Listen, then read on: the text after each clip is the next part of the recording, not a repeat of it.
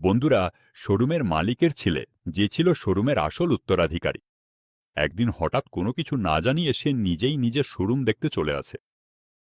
কিন্তু যখন সে শোরুমের মেঝেতে জমে থাকা হালকা ধুলো দেখে, তখন কাউকে কিছু না বলে ঝাড়ু তুলে নিয়ে পরিষ্কার করতে শুরু করে। ঠিক তখনই শোরুমের ম্যানেজার ভেতরে আসে।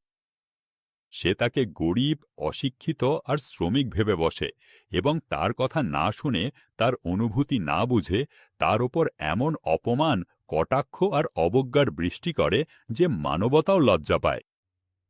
কিন্তু এরপর যা ঘটে বন্ধুরা, তা শুনে তোমাদের পায়ের নিচের মাটি সরে যাবে। সকালের সময় ছিল। শোরুম তখনও পুরোপুরি খোলেনি। লোকজন ধীরে ধীরে ভেতরে আসছিল, আর সেই ভিড়ের মধ্যেই ছিল এক সাধারণ ছেলে।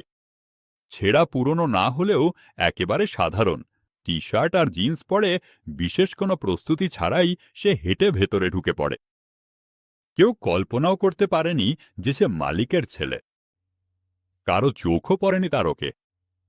সে কোনো ব্র্যান্ডেড স্যুট পরেনি। তার হাঁটা চলাতেও কোনো দম্ভ ছিল না। সে একেবারে সাধারণ দেখাচ্ছিল।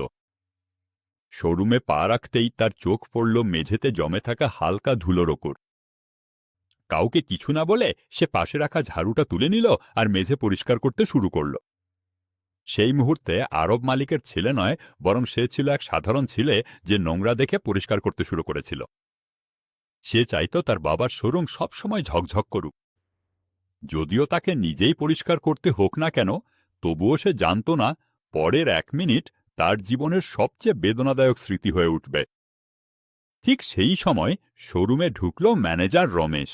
বয়স প্রায় 40, অহংকারে ভরা। মানুষকে তাদের পোশাক দেখে বিচার করে এবং নিজেকে মালিক মনে করে আচরণ করে। তার পেছনে ছিল তার সহকারী কবিতা, যে রমেশের থেকেও বেশি খোঁচা মারতে ও অহংকারপূর্ণ আচরণ করতে পারত। যেই মুহূর্তে তারা আরবকে মেঝেতে ঝাড়ু দিতে দেখল, তাদের মুখে এক অদ্ভুত হাসি ফুটে উঠল। তারা একে অপরের দিকে তাকাল এবং চোখের ইশারায় বলল, মনে হয় নতুন চাকর এসেছে, একে একটু মজা দেখাতে হবে। রমেশ দ্রুত পা বাড়িয়ে এগিয়ে গেল, না ভেবে যে সে কে, না শুনে যে সে কিছু বলতে চাইছে। উঁচু গলায় বলল, এটা কি ঝাড়ু দেওয়ার সময় নাকি? আর যদি কাজ করতে চাস, তাহলে আগে অনুমতি নে। আমার কাছে না জেনে তোর কি দরকার পড়ল মলে ঢোকার?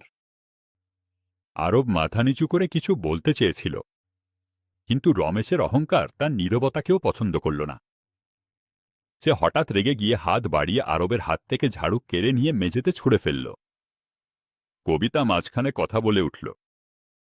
সে হাসতে হাসতে বলল, গরিব লোকেরা এমনই হয়, কাজ না বুঝেই ভেতরে ঢুকে পড়ে। আরবের মনে হল যেন কেউ তার হৃদয় পাথর ছুঁড়ে মেরেছে। তবুও সে কিছু বলল না। সে ভাবল, হয়তো এটাই সঠিক সময় সবার আসল মুখোশ দেখার। রমেশের আজ কেন যেন বিরক্তি বেড়ে গিয়েছিল। আর যখন সে দেখল আরব একটাও কথা বলছে না, তখন সে রেগে গিয়ে হাত তুলল এবং আরবের গালে জোরে একটা চড় মারল। পুরো শোরুম নিস্তব্ধ হয়ে গেল। যে 2 জন গ্রাহক ভেতরে ঢুকেছিল, তারাও থেমে গেল। পরিষ্কারের কাজে ব্যস্ত 2 কর্মচারীও হতবাক হয়ে গেল। কিন্তু আরব স্থির দাঁড়িয়েছিল। তার মুখে ছিল না রাগ, না অশ্রু, না অভিযোগ, শুধু ছিল এক ব্যথা, এক মানবিক যন্ত্রণা, যা কোনো গরিবেরও মন ভেঙে দিতে পারে। ম্যানেজার রাগান্বিত হয়ে বলল, যদি চাকরি চাই তাহলে আগে শেখো কার সাথে কিভাবে কথা বলতে হয়। আরব কিছুই বলল না। সে শুধু এটুকু ভাবল, যদি এরা আমাকে এভাবে অপমান করতে পারে, তাহলে আসল গরিবদের সাথে কি করে, আমার কর্মচারীদের সাথে কেমন ব্যবহার করে। আর এই মুহূর্তেই সে মনে মনে ঠিক করল, সে কিছুদিন কর্মচারী হয়ে থাকবে। এই লোকগুলোর আসল রূপ জানবে, কিভাবে তারা গরিবদের ওপর অত্যাচার করে। আরব কিছুদিন নিজের আসল নাম বলেনি। সে ম্যানেজারকে বলল, আমাকে শুধু পরিষ্কার পরিচ্ছন্নতা আর ছোটখাটো কাজ করতে দিন। কোনোভাবে যদি চাকরি পাই, তাহলে আমি আপনার উপকার কোনোদিন ভুলব না। ম্যানেজার তার নত মাথা আর কথা বলার ভঙ্গি দেখে অহংকারের সাথে বলল, ঠিক আছে, তুমি কাল থেকে এখানে কাজ করবে। কিন্তু মনে রেখো, এখানে নিয়ম আমাদের, তোমার নয়।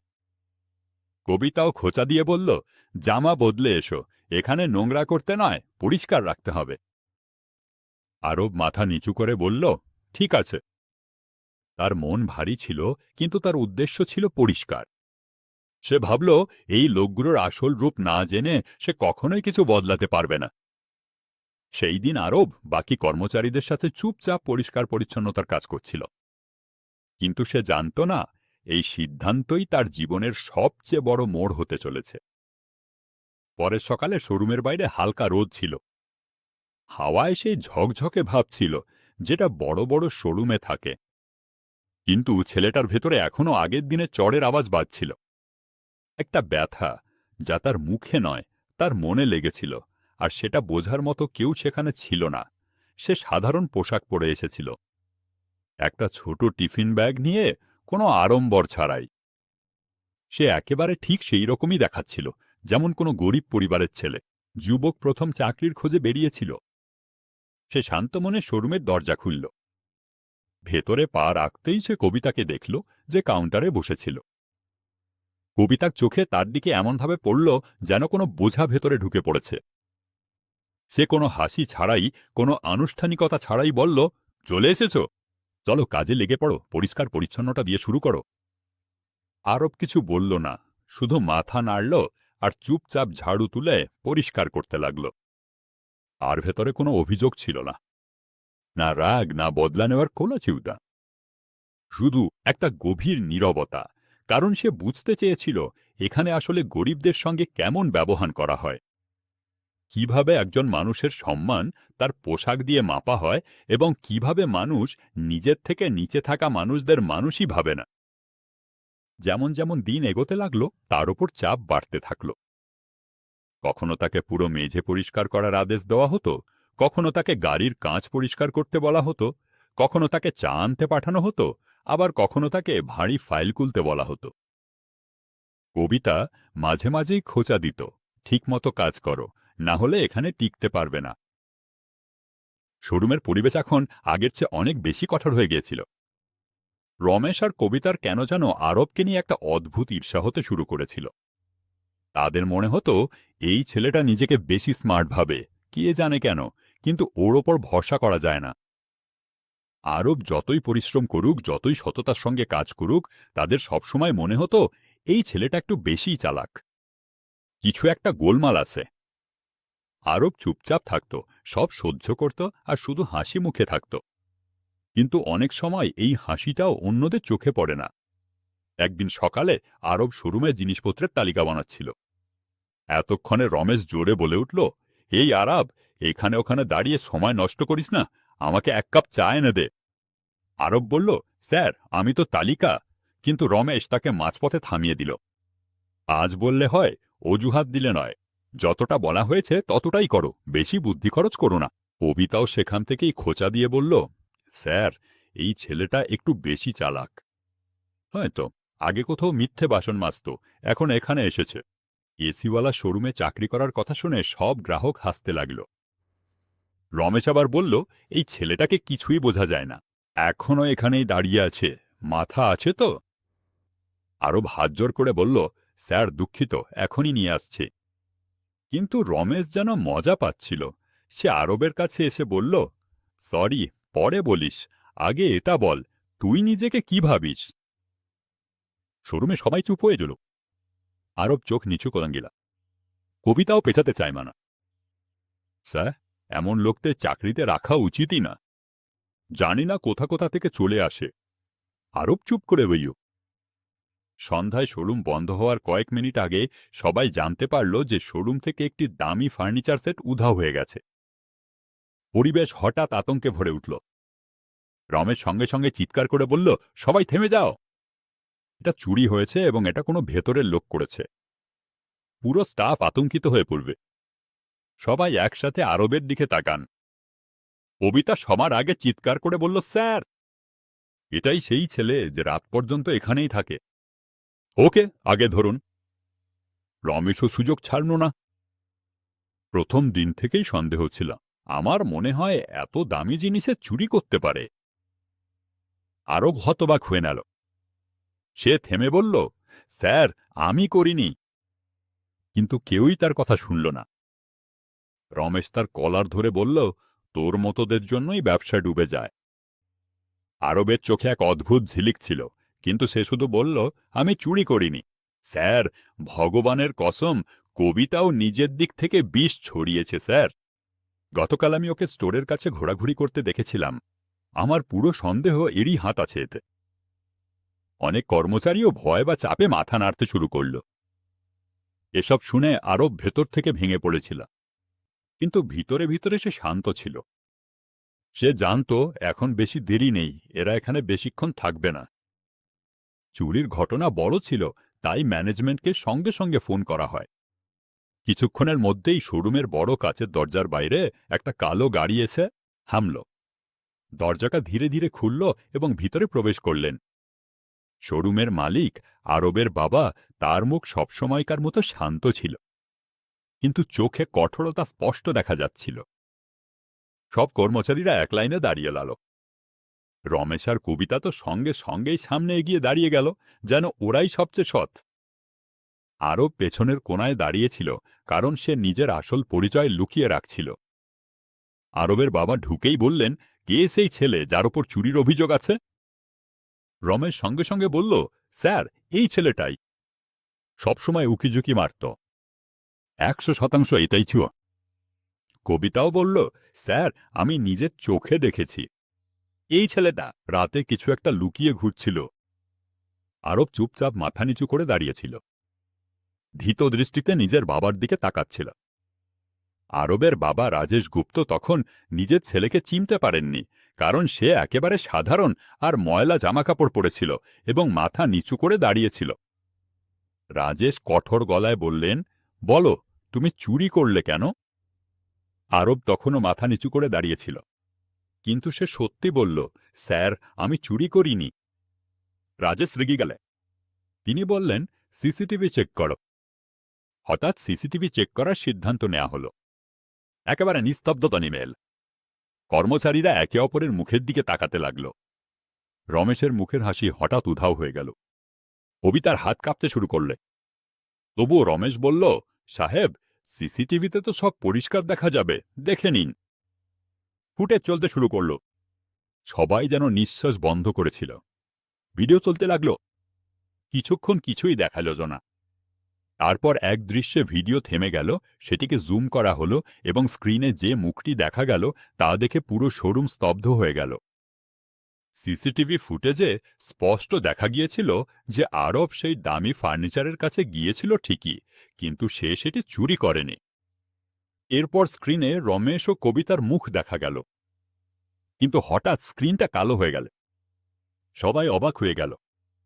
রমেশ আর কবিতার পা কাঁপতে লাগল, আর আরব এক কোণে দাঁড়িয়েছিল। তার চোখে জল ছিল, তবে ব্যথার নয়, বরং এই কারণে যে সত্যি এখন সামনে আসতে চলেছে। সব কর্মচারী একে অপরের দিকে তাকাচ্ছিল। সবাই এর দৃষ্টি আরবের ওপর স্থির হয়ে গিয়েছিল। আরবের বাবা রাগ আর দুঃখের মাঝে ধীরে কিন্তু ভারী কণ্ঠে বললেন, বস, আর নয়। সব কর্মচারী চমকে উঠে তার দিকে তাকাতে লাগল। তিনি রাগে আরবের দিকে এগিয়ে লাগেন, কিন্তু যখনই তিনি আরবের মুখটা ভালো করে দেখলেন, তার রাগ ধীরে ধীরে কমতে শুরু করল। কয়েক মুহূর্তের জন্য পুরো ঘরটা একেবারে নীরব হয়ে গেল। সবাই ভাবল তিনি আর আরবের ওপর রাগ করবেন, এটা জিজ্ঞেস করবেন সে চুরি কেন করল। কিন্তু হঠাৎ তার চোখে জল চলে এলো। তিনি আবেগাপ্লুত হয়ে বললেন, বেটা, পুরো শোরুমটা যেন কেঁপে উঠল। সবাইয়ের মুখ হতবাক হয়ে গেল। কবিতার মুখ খোলা রয়ে গেল। রমেশের হৃদয়ে জোরে জোরে ধকধক করতে লাগল। আরো আস্তে করে বলল, বাবা, যথেষ্ট। এই কথা শোনার সঙ্গে সঙ্গেই সবার পায়ের নিচ থেকে মাটি সরে গেল। আরবের বাবা জোরে বলে উঠলেন, এটা আমার ছেলে। তার কণ্ঠ ছিল অত্যন্ত হারি। মনে হচ্ছিল প্রতিটা শব্দ যেন হৃদয়ে গেঁথে যাচ্ছে। এ আমাদের কোম্পানির মালিক। সে চুরি করবে? তার রাগ যেন বিদ্যুতের মতো চারদিকে ছড়িয়ে পড়ল। কবিতার মুখ ফ্যাকাশে হয়ে গেল। রমেশের হাত কাঁপতে লাগল। বাকিটা স্টাফদের নিঃশ্বাস যেন আটকে গেল। তারা আবারও আরবের দিকে তাকাল। এইবার এক পিতার চোখে যেখানে কঠোরতা কম আর ব্যথা বেশি ছিল। তিনি নরম স্বরে জিজ্ঞেস করলেন, বাবা, তুই এখানে এভাবে একজন সাধারণ কর্মচারী হয়ে কেন ছিলি? তুই বলিসনি কেন যে তুই আমার ছেলে? আরবের চোখে এক ঝিলিক দেখা গেল। সে সাহস জোগাড় করল এবং খুব আস্তে ভাঙা ভাঙা কথায় বলল, বাবা, আমি দেখেছিলাম আমাদের শোরুমে কর্মচারীদের সঙ্গে কেমন ব্যবহার করা হয়। আমি নিজে অনুভব করতে চেয়েছিলাম একজন কর্মচারীকে কত কষ্ট, কত অপমান আর কত খারাপ ব্যবহার সহ্য করতে হয়। এই কারণেই আমি নিজের পরিচয় লুকিয়ে এখানে কাজ করতে এসেছিলাম, যাতে আমি বুঝতে পারি আমাদের কোম্পানির ভেতরে আসল পরিস্থিতি কি। আরবের চোখ থেকে অশ্রু গড়িয়ে পড়ল, কিন্তু এবার সে দুর্বল নয়, সে অনেক শক্তিশালী দেখাচ্ছিল। তার বাবার চোখেও জল এসে গেল, গর্ব আর দুঃখ দুটোই মিশে। আরবের কথা শেষ হতেই রমেশ আর কবিতা দুজনেই তার পায়ে পড়ে গেল। কবিতা কাঁদতে কাঁদতে বলল, সাহেব, আমাদের থেকে খুব বড় ভুল হয়ে গেছে, আমাদের ক্ষমা করে দিন। আমরা জানতাম না যে উনি আপনার ছেলে। রমেশ হাউমাউ করে বলল, আমরা লোভে অন্ধ হয়ে গিয়েছিলাম, আমাদের যা হয়েছে সেটা ভুল ছিল। অনুগ্রহ করে আমাদের ক্ষমা করে দিন, আমাদের চাকরি থেকে বের করে দেবেন না। পুরো স্টাফ এই দৃশ্য দেখে হতবাক হয়ে গিয়েছিল। যারা একসময় আরবকে তুচ্ছ ভাবত, তারাই আজ তার পায়ে ধরে কাঁদছে। আরবের বাবা রাগে বললেন, তোমরা দুজন চুরি করেছ, মিথ্যে বলেছ, একজন নির্দোষের ওপর দোষ চাপিয়েছ আর আমার কোম্পানির সম্মান মাটিতে মিশিয়ে দিয়েছ। তার কণ্ঠস্বর পুরো কোম্পানিতে প্রতিধ্বনিত হল। তাই আজ থেকে তোমাদের দুজনের চাকরি শেষ। রমেশ আর কবিতা জোরে জোরে কাঁদতে লাগল। ঘর আবারও নীরব হয়ে গেল। আরবের বাবা ঘুরে যাচ্ছিলেন, তখনই রমেশ আবার তোর পা ধরে ফেলল। সাহেব, একটা সুযোগ দিন, শুধু একটা সুযোগ, আমরা ঠিক হয়ে যাব, কসম করে বলছি, আর কখনো ভুল করব না। কবিতাও হাত জোর করে বলল, দয়া করে আমাদের ক্ষমা করে দিন সাহেব, আমাদের সন্তান আছে, সংসার চালানো কঠিন হয়ে যাবে। বাবা আরবের দিকে তাকালেন, যেন জিজ্ঞেস করছেন, এখন কি করা উচিত। আরব গভীর শ্বাস নিল। বাবার হাত ধরে আস্তে করে বলল, বাবা, ভুলটা বড়, কিন্তু হয়তো মানবতা তার থেকেও বড়। এদের একবার সুযোগ দিন, তবে বড় পদে নয়, যেখানে ক্ষমতার অপব্যবহার হতে পারে। এদের নিচে ছোট পদে রাখুন, যাতে এরা শিখতে পারে কখনো কারোর সঙ্গে খারাপ ব্যবহার করা উচিত নয়। ঘরটা একেবারে নিস্তব্ধ হয়ে গেল। সবাই আরবকে নতুন সম্মানের চোখে দেখতে লাগল। আরবের বাবা হাসি মুখে বললেন, ঠিক আছে বাবা, যেমন তুই বলবি। তারপর তিনি রমেশ ও কবিতার দিকে তাকালেন এবং কঠোর কিন্তু ভারসাম্যপূর্ণ কণ্ঠে বললেন, আজ থেকে তোমরা দুজন চাকরিতে থাকবে, তবে ছোট পদে, যাতে তোমরা শিখতে পারো যে কর্মের চেয়ে বড় কোনো পরিচয় নেই। রমেশ আর কবিতা কাঁদতে কাঁদতে বলল, ধন্যবাদ সাহেব, আমরা এই সুযোগ কখনো হারাব না। আরও মাথা তুলল।